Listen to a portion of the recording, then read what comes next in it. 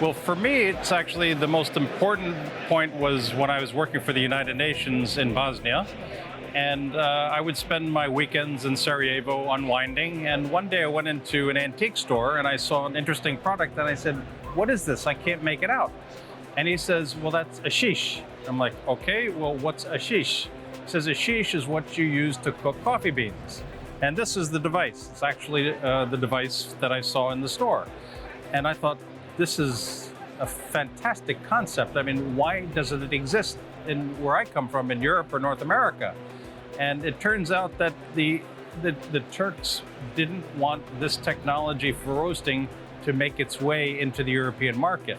They wanted to sell the roasted beans. And if the Europeans got the technology, then their business model would fall apart. So I thought this is a perfect opportunity to introduce it into the European market. Now, this was before there were any home roasters even existing in 2007. And over the years, as I started to do research on this, home roasters, which were popcorn roasters, started to become more sophisticated, and I realized that I'm onto something. So I decided to take this shish and to modernize it.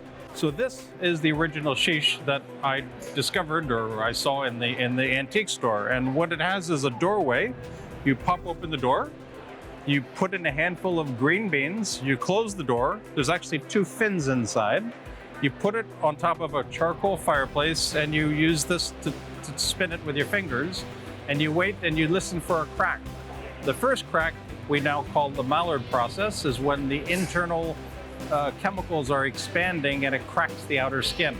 That's when the actual cooking starts and is defining what kind of product you're going to have.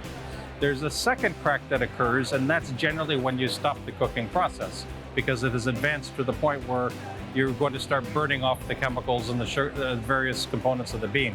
So that's the inspiration for my modern day shish. And it really hasn't changed much, except we are able to digitize the process of the roasting to listen for these two cracks. After I learned about this shish in the antique store in Sarajevo, I decided to start researching this industry in more detailed manner. I'm a market researcher, so for me it was a very methodical approach to go about it. And I saw that there's a home roaster population around the world that in the Western world that is coming into being.